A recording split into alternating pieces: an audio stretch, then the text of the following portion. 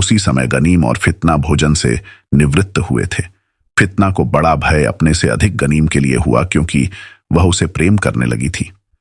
उसने यह भी सोचा कि खलीफा को मुझसे प्रेम है, इसलिए मुझे तो मामूली सजा ही देगा, किंतु इस निरपराध को जरूर मरवा डालेगा।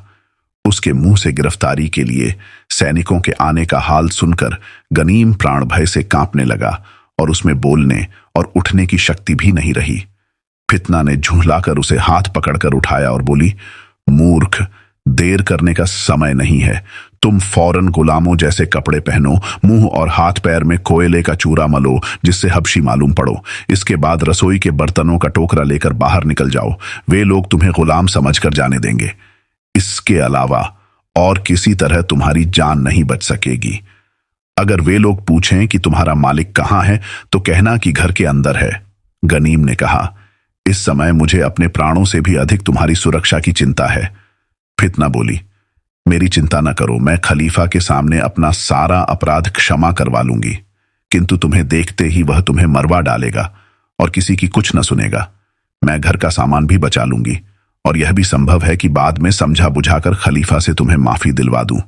अब तुम देर न करो, जैसा मैंने कहा है उसी उपाय से बचकर निकल जाओ। गनीम अब फिर भी हिचक रहा था, लेकिन फितना ने उसे जबरदस्ती गुलामों के कपड़े पहना दिए। गनीम ने अपने हाथ पैर और मुंह पर राख और कोयले का चूरा मलकर एक टोकरे में रसोई के खाली बर्तन लेकर निकला। सिपाहियों ने समझा कि घर का यह गुलाम बर्तनों पर कलई करने जा रहा है, इसलिए उन्होंने उससे रोक टोक नहीं की।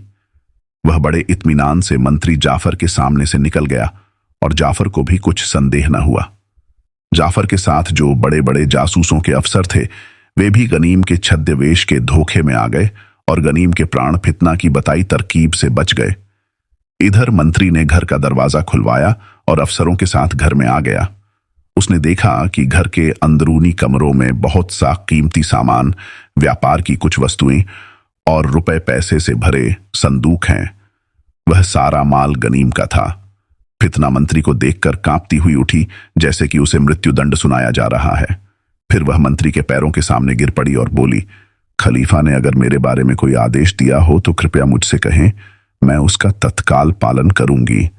मंत्री ने सविनय प्रणाम किया और कहा, सुंदरी, मुझे खलीफा ने यह आदेश देकर भेजा है कि मैं तुम्हें उन तक पहुंचाऊं, और यह भी कहा है कि इस मकान के मालिक गनीम नामक व्यापारी को पकड़कर उनके सामने ले चलूं। उन्होंने यह भी आदेश दिया है कि इस घर को खुदवाकर जमीन के बराबर करवा दूं। फितना ने कहा, मैं तो मौजूद ही हूं, मुझे खलीफा के सामने पहुंचा दो। जहां तक गनीम का सवाल है, वह 1 महीना से अधिक हुए व्यापार के लिए बाहर चला गया है, शायद दमिश्क गया हो। जाते समय वह अपना रुपया पैसा और मूल्यवान वस्तुएं मेरे सुपुर्द कर गया कि मैं इनकी रखवाली करूं।